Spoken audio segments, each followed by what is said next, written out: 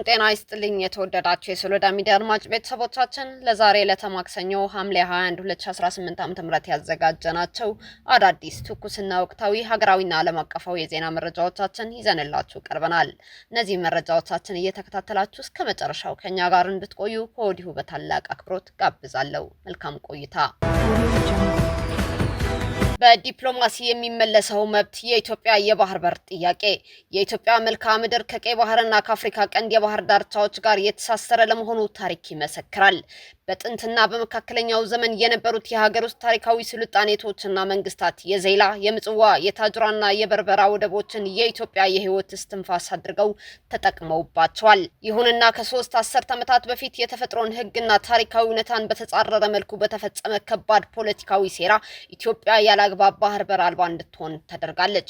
ይህ ክስተት የሺህ ዓመታት የታሪክ የባህልና የደም ትስስርን የካዳ አሳዛኝ ስብራት ከመሆኑም በላይ ከ130 ሚሊዮን በላይ ህዝብ ያላትና በፍጥነት በማደግ ላይ ያለች ሀገርን የኢኮኖሚ አንገት ያነቀ ክስተትም ሆኗል።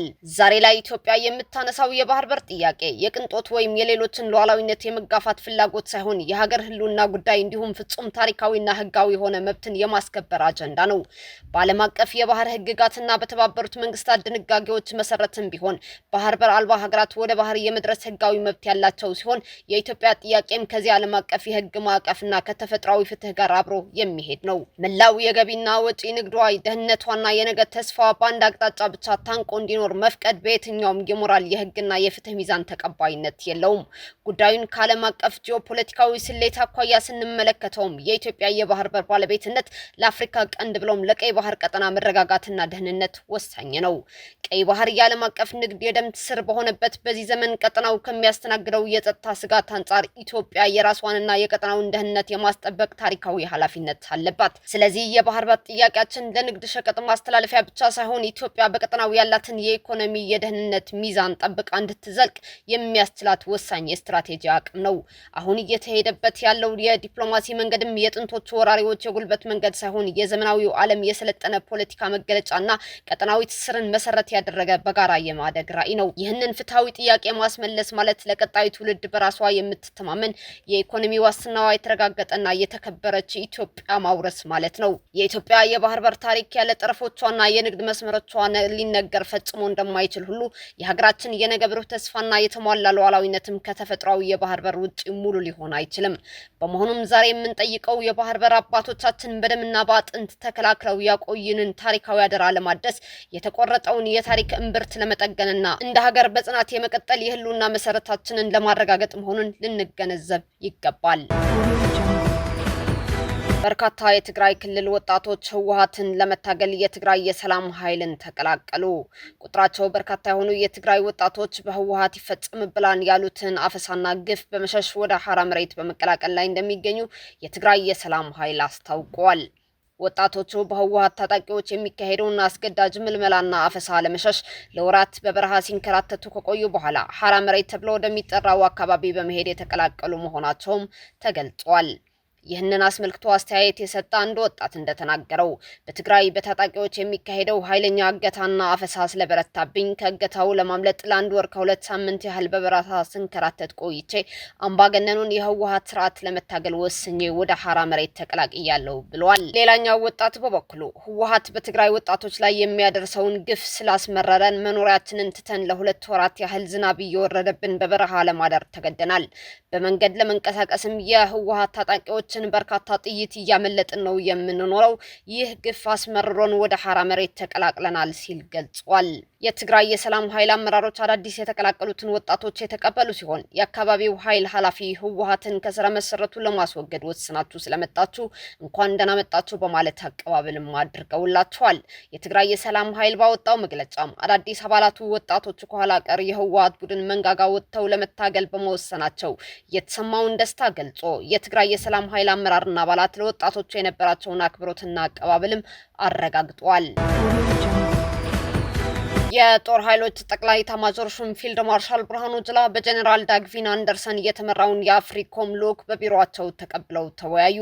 የጦር ኃይሎች ጠቅላይ ኤታማዦር ሹም ፊልድ ማርሻል ብርሃኑ ጁላ በአፍሪካ የአሜሪካ እዝ አፍሪኮም አዛዥ ጀነራል ዳግቪን አንደርሰን የተመራውን ልዑክ በቢሮአቸው ተቀብለው በሁለት ሀገራት መካከል ባለው የመከላከያ ትብብር፣ በቀጠናዊ ደህንነትና በጋራ የሚከናወኑ የወደፊት የትብብር መስኮች ላይ ሰፊ ውይይት አድርገዋል። በአፍሪካ የአሜሪካ እዝ አፍሪኮም አዛዥ ጀነራል ዳግቪን አንደርሰን ከኢትዮጵያ ጋር ያለው የመከላከያ ትብብር በተለያዩ ዘርፎች እየተጠናከረ መምጣቱን ገልጸው ይህም በሁለት ሀገራት መካከል ያለውን የረጅም ጊዜ የመከላከያ አጋርነትና የጋራ ቁርጠኝነት የሚያንጸባርቅ መሆኑን አስታውቀዋል። በውይይቱ ወቅት የትብብር መስኮችን ማስፋት፣ በሶማሊያ አልሸባብንና አይኤስን ጨምሮ በሽብርተኝነት ላይ የሚደረገውን ትግል ማጠናከር እንዲሁም ወደፊት ያሉ የትብብር እድሎችን መለየት ዋና ዋና የውይይቱ አጀንዳዎች እንደነበሩ ጀነራል ዳግቪን አንደርሰን ገልጸዋል። ለቀጠናው ሰላምና መረጋጋት ኢትዮጵያ እያበረከተች ያለችውን አስተዋጽኦ ያደነቁት ጀነራል መኮንኑ ከኢትዮጵያ ጋር በጋራ የአፍሪካ የሎጂስቲክና የኮሚኒኬሽን ሲምፖዚየምን ማዘጋጀት መቻላቸው በኢትዮጵያና አሜሪካ ሀገራት መካከል ያለው የመከላከያ ትብብር የደረሰበትን ከፍተኛ ደረጃ የሚያሳይ መሆኑንም ጀነራሉ ጠቁመዋል። የሁለቱ ወዳጅ ሀገራት ግንኙነት ከጋራ ወታደራዊ ተልዕኮዎች ባሻገር ዘላቂና ዘመናዊ የመከላከያ አቅምን በመገንባት ላይ ያተኮረ ሲሆን በአፍሪካ ያሉ የደህንነት ተግዳሮቶችን በጋራ ለመፍታት ያለውን ቁርጠኝነትም እንደሚያሳይ ጀነራሉ ጠቁመዋል።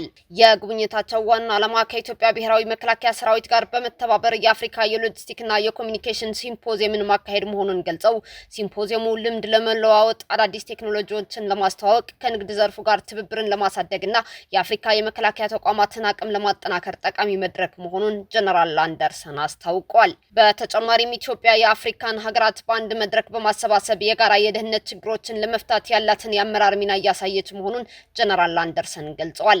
የመከላከያ የውጭ ግንኙነትና ወታደራዊ ትብብር ዋና ዳይሬክቶሬት ዳይሬክተር ሜጀር ጀነራል ተሾመ ገመቹ በበኩላቸው ውይይቱ ፍሬያማ እንደነበርና በኢትዮጵያና በአሜሪካ መካከል ያለውን የረጅም ጊዜ ወዳጅነትና የመከላከያ ትብብር የበለጠ የሚያጠናክር መሆኑን ተናግረዋል።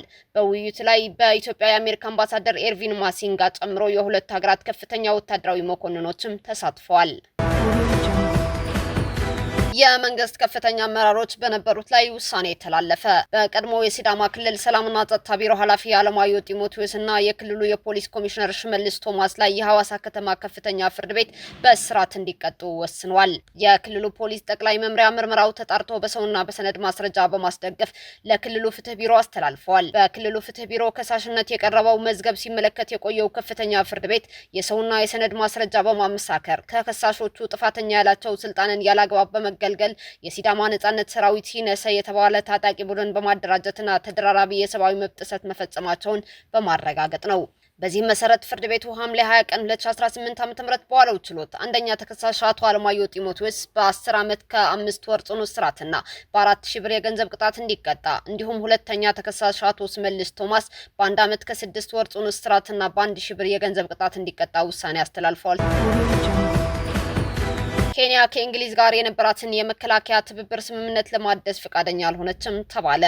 የኬንያ ፓርላማ ባካሄደው ምርመራ በኬንያ የሚገኙ የብሪታንያ ወታደሮች ላይ የተሰነዘሩ ከባድ ወንጀሎችን ተከታትሎ የኬንያ ሕግ አውጪዎች የወታደሮችን ተጠያቂነት ለማረጋገጥ ስምምነቱ ሳይታደስ እንዲቆይ መወሰኑን አስታውቋል። ምርመራው በብሪታንያ ወታደሮች ተፈጽመዋል የተባሉ የነፍስ ግድያ፣ የጾታ ጥቃትና ሌሎች የሰብአዊ መብት ጥሰቶችን እየተመለከቱ አቤቱታዎችን መሰረት ያደረገ ሲሆን የኬንያ ባለስልጣናት በወታደሮች ላይ ሕጋዊ እርምጃ የመውሰድና የመክሰስ ሙሉ ስልጣን እንዲኖራቸው ሕግ አውጪዎቹ በመጠየቅ ላይም ይገኛሉ። ይህ ውሳኔ የተሰጠው በኬንያ ከሚገኙ የብሪታንያ ጦር ሰራዊት ማሰልጠኛ ማዕከል ባቱክ ጋር ተያይዞ ለዓመታት ሲነሱ የነበሩ ከባድ የወንጀል ክሶች መልስ ባላገኙበት ሁኔታ ነው።